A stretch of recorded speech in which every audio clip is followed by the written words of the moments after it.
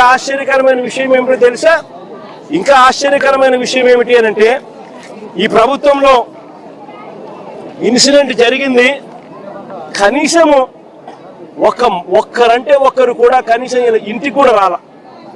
ఆశ్చర్యం కలిగించే విషయం ఏమిటి అంటే, ముఖ్యమంత్రి పట్టించుకోరు, డిసాస్టర్ మేనేజ్మెంట్ చూసే హోంమంత్రి గారు కనీసం ఈ జిల్లావాసే ఆవిడ కూడా కనీసము రాను కూడా రాలా.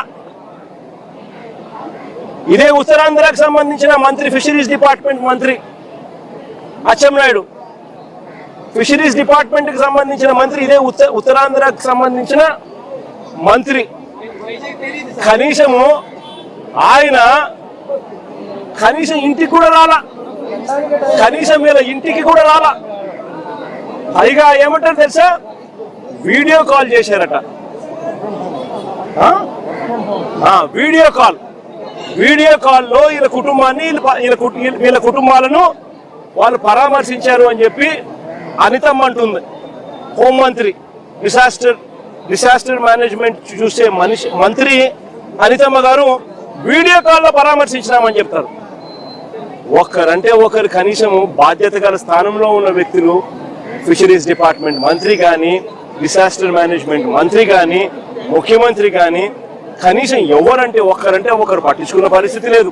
కనీసం వీళ్ళ ఇళ్ల కాడికి వచ్చి వీళ్ళను ఓదార్చి, తప్పు జరిగిందమ్మా, ప్రభుత్వం తప్పు చేసేది, కలెక్టర్ స్పందించలేదు, అది మా తప్పే, సిఐ పోలీస్ డిపార్ట్మెంట్ స్పందించలేదు, అది మా తప్పే, దానికి క్షమాపణ చెప్తా ఉన్నామమ్మా, మీకు కనీసం మనిషిని తీసుకొని రాలేకపోయినా కూడా కనీసం మీ కుటుంబానికి తోడుగా మేము ఉంటామమ్మా అని చెప్పి కనీసం 4 మాటలు మాట్లాడలేకపోయారు ఈ మంత్రులు.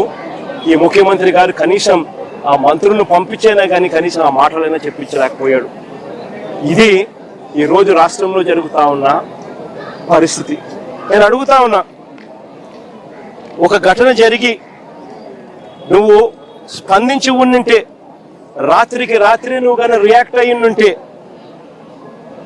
కనీసం 5-6 మంది కనీసం బతుకుంటారు అని చెప్పి తెలిసి ఉన్నా కూడా ఆశ్చర్యం కలిగించే విషయంగా ఇక్కడ నుంచి కేవలం 10 కిలోమీటర్, ఇక్కడ నుంచి 10 మైళ్ళ దూరంలోనే ఘటన జరిగింది అన్న సంగతి తేటతెల్లంగా తెలుస్తా ఉన్నా కూడా అందరూ ఇక్కడే ఉన్న, సమాచారం పూర్తిగా తెలిసి ఉన్న, స్పందన లేక ప్రాణ నష్టం జరిగితే వీళ్ళు స్పందించింది ఏమిటో తెలుసా? వీళ్ళు ఇచ్చేది ఏంటో తెలుసా? ముస్టేసినట్టు ఎక్స్గ్రేషియా కింద 10 లక్షల రూపాయలు, 5 లక్షల రూపాయలు మేము ఇచ్చినాము అని చెప్పి సంకలు గుద్దుకుంటా ఉన్నారు.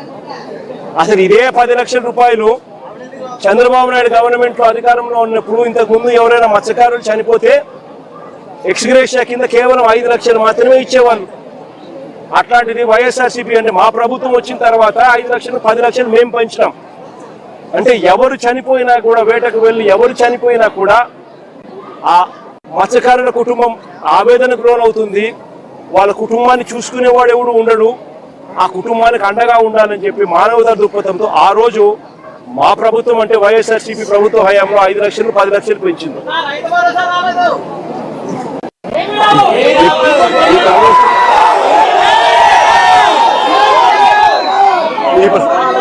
ఈ ప్రభుత్వంలో ఏమీ రాదు, అది పక్కన పెడితే ఆ 10 లక్షలు ఏదైతే అప్పట్లో గత ప్రభుత్వంలో మేము అనౌన్స్ మేము ఏదైతే ఇంప్లిమెంట్ చేసినామో, మామూలుగా ఏ తప్పు జరగకపోయినా కూడా, ప్రభుత్వం ఏ తప్పు చేయకపోయినా కూడా, నార్మల్ సర్కమ్స్టాన్సెస్ లో ఏదైనా దుర్ఘటన జరిగితే ఆ 10 లక్షల రూపాయలు ఇచ్చే పరిస్థితి.